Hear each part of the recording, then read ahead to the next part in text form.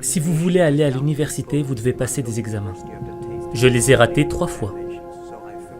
J'ai eu beaucoup d'échecs. J'ai échoué à des choses ridicules. Par exemple, j'ai échoué à un test clé de l'école primaire à 2 reprises.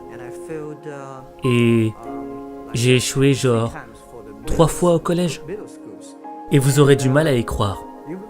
Mais à Hangzhou, ma ville, il n'y avait qu'un seul collège. Et aucun autre collège nous aurait acceptés. On était trop mauvais. Je pense qu'on doit s'y habituer. On n'est pas si bon que ça. Encore aujourd'hui, il y a beaucoup de gens qui nous rejettent. Vous savez, pendant 3 ans j'ai essayé, mais j'ai échoué à l'université. Alors j'ai postulé à plusieurs jobs, mais j'ai été rejeté 30 fois. J'ai été à la police, on m'a dit non, t'es pas assez bon. Je suis même allé au KFC, quand le KFC est venu en Chine, dans ma ville. 24 personnes se sont présentées. 23 personnes ont été acceptées. J'étais le seul gars à avoir été rejeté. Et quand je me suis présenté à la police, 5 personnes se sont présentées, 4 personnes ont été acceptées. J'étais encore le seul gars à avoir été rejeté. Oh, en passant, est-ce que je vous ai dit que j'ai postulé pour Harvard? J'ai été rejeté 10 fois.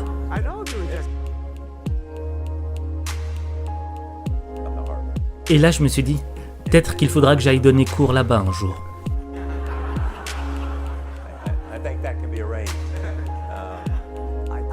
Je ne pense pas que dans ce monde, il y ait des gens qui ont été rejetés plus de 30 fois.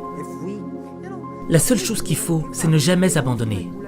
Comme Forrest Gump, il faut continuer à se battre. Il faut continuer à s'améliorer soi-même.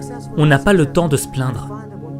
Et quelle est la différence entre ceux qui réussissent et ceux qui échouent? J'ai remarqué que si les gens font une erreur, et si ils se plaignent des autres, ils ne reviendront jamais. Mais si une personne fait un bilan de conscience sur elle-même, et qu'elle se dit « là ça ne va pas avec moi, là ça ne va pas avec moi », là, il y a de l'espoir. La question, ce n'est pas juste comment devenir riche. La question, c'est comment vivre la vie que tu mérites. Comment changer ta vie? Faudra commencer par te changer toi-même et accepter d'aller dans une zone d'inconfort. Et c'est quoi l'inconfort? C'est faire quelque chose où tu sais que tu risques d'échouer, de perdre. Mais l'échec, ce n'est pas la fin de ton histoire. C'est le début de ton apprentissage. Alors, tu vas t'en prendre plein la gueule. Tu vas tomber, tu vas pleurer, tu vas douter. Mais tant que tu continueras d'avancer, tu auras toujours une chance d'y arriver. Alors avance. Parce qu'il n'y a que toi qui peux avancer. Il n'y a que toi.